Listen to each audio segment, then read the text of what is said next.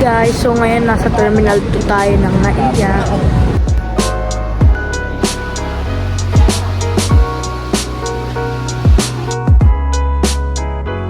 Hi guys, so ngayon yung flight namin na reschedule. So ang gagawin namin, dito muna kami sa Chowking. Dito muna kami bago yung flight namin.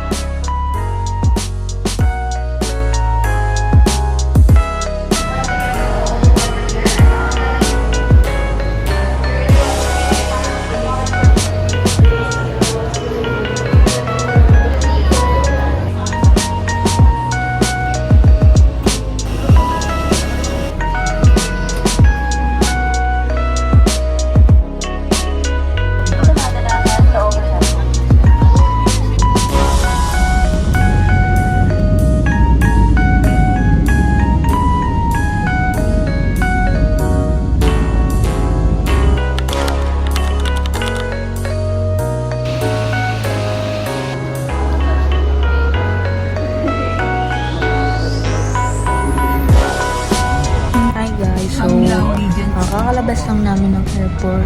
Nasa transport na kami. Ang tagal ng puro dilig-dilig.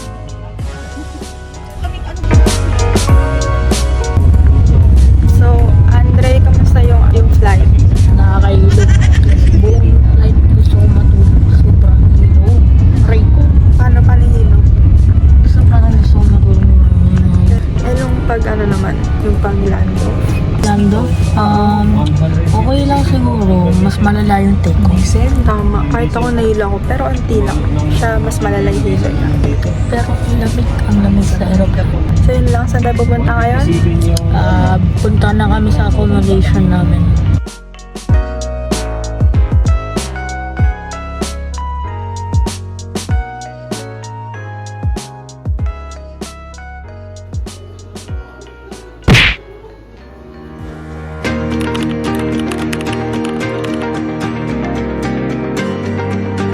So guys, since 3 PM pa yung check-in namin sa hotel, nag-lunch muna kami dito sa Rius Lechon. And yun, sulit na sulit yung pagkain kasi mura na, masarap pa.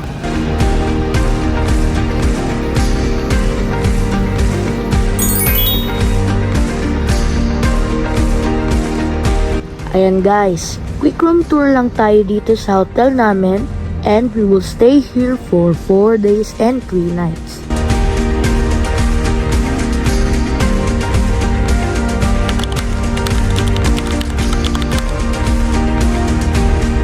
After magpahinga muna dahil sa jet lag, pumunta kami ngayon sa Moato Strip Mall.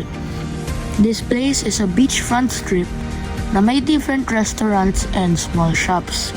And may direct access din sa beach. Compared sa Alona Beach, mas konti yung tourists dito, kaya mas chill and relax yung vibe. The sand here is really nice, pinong-pino and malinis. So okay siya for walking and just enjoying the view. For transportation, sumakay kami ng e-trike from our hotel and it cost around 200 pesos papunta dito. Medyo mahal siya pero convenient naman.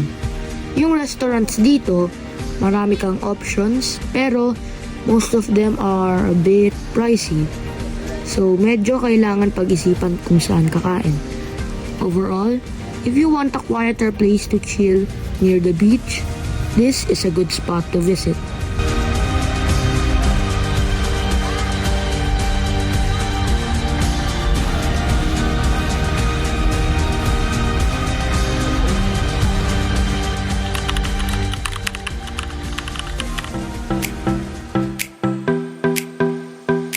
So ngayon, nandito tayo sa Alona Beach, one of the most famous beaches here in Bohol, known for its white sand and clear blue water. Actually, pumunta ako dito para magbaba ng kinain kasi ang dami kong kinain kanina. From our hotel na pang Lao Regents Park Resort, super lapit lang, siguro mga 5 to 10 minutes walk, depending din sa bilis.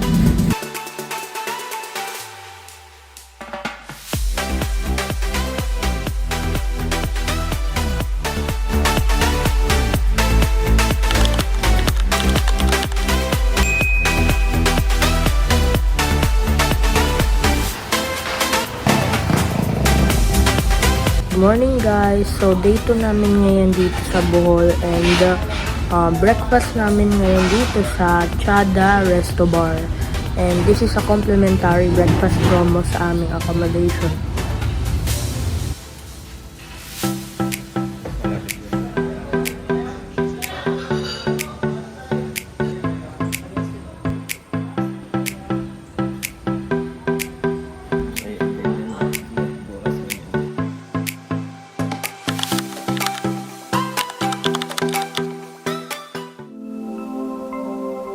Hey guys! Day 2 na namin here in Bohol and this is our first destination, the iconic Chocolate Hills.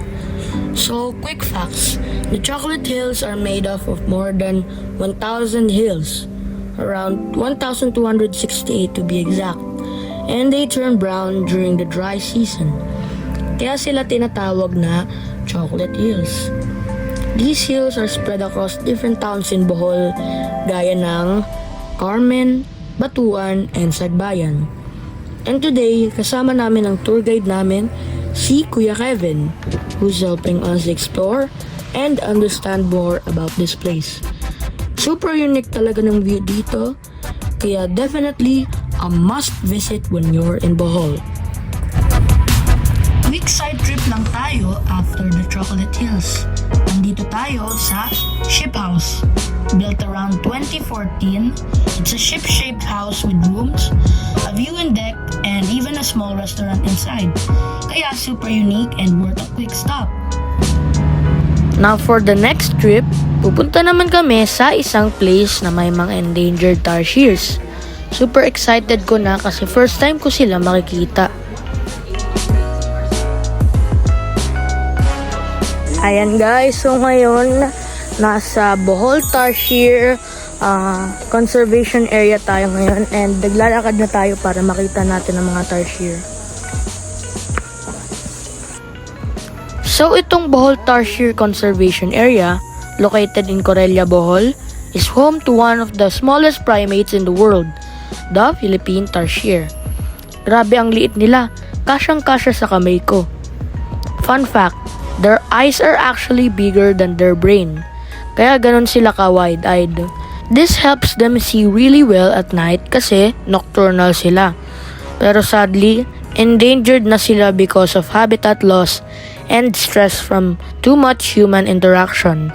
So bawal talaga flash and loud noises kasi pwede silang ma-stress. So ayun, reminder lang, look and don't touch talaga. Next stop namin is the iconic Bilar Man-Made Forest. Located along the road in Bilar, this forest stretches out for about 2 kilometers of perfectly lined mahogany trees. Shoutout nga din pala kay Kuya Kevin, our tour guide, kasi nag-video pa siya sa amin na parang human drone. Grabe ang effort. Also, napansin namin sa Bohol, ang daming nag-o-offer ng hard copy photos. Usually mga 100 pesos to 150. And pwede mo pa gawing ref magnet with additional payment. Ang cute pang souvenir.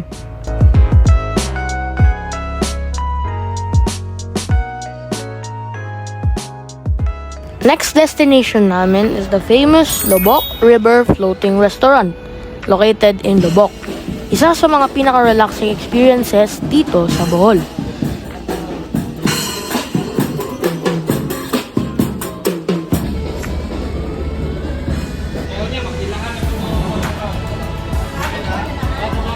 So basically, kakain ka habang naka-cruise sa Lobok River.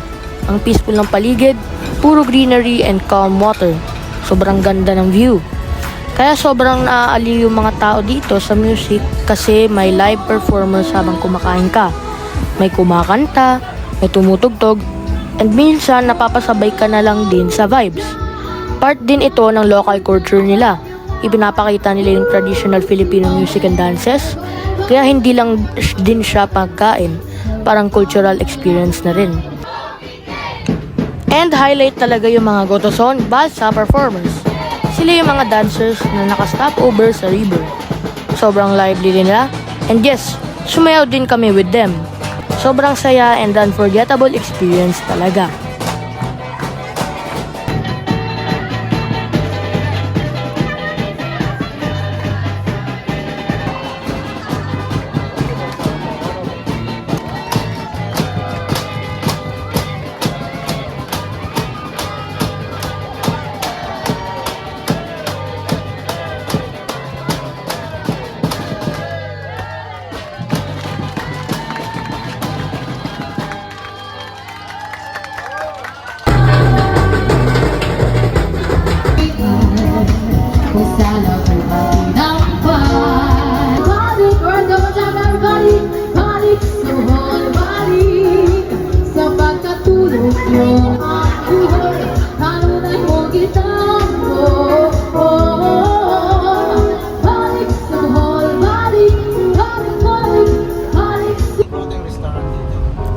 Nag-stop muna kami sa St. Peter the Apostle Parish Church located in Lubbock.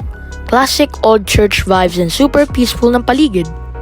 Next is the Santa Monica Parish Church located in Albuquerque.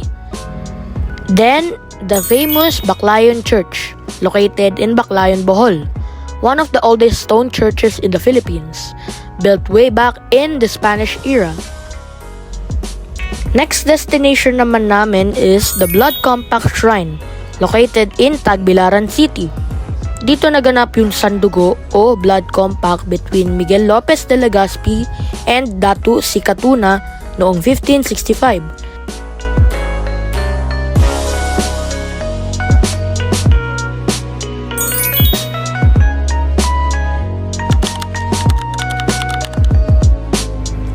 After matapos yung buong countryside itinerary namin, bumalik muna kami sa hotel para magpahinga kasi sobrang pagod na talaga kami.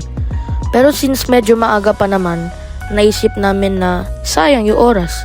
So pumunta muna kami sa Dumaluan Beach Resort para mag-relax and ma-enjoy yung beach. From our hotel, mga around 10 to 15 minutes lang siya. Kaya super convenient lang puntahan at walang hassle. Known ang Dumaluan Beach for its fine white sand at malinaw na tubig. Sobrang ganda niya in person. Hindi rin siya ganun ka-crowded compared sa ibang beaches. Kaya mas tahimik and relaxing yung vibe. Sobrang na-enjoy namin kasi konti lang yung tao nung pumunta kami. Nakapagpahinga talaga kami. Upo lang sa gilid, tamang kwentuhan, picture-picture, at enjoy lang sa hangin.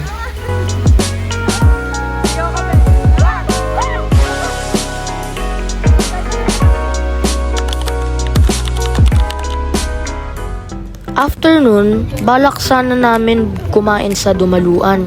Kaso medyo ginabi na kami at baka mahirapan na kami sumakay pabalik. Kaya nag-decide na lang kami na pumunta malapit sa Alona Beach and kumain sa Boss Bang Restaurant. Sakto lang, good food, chill vibes and perfect way para i-end ang araw natin.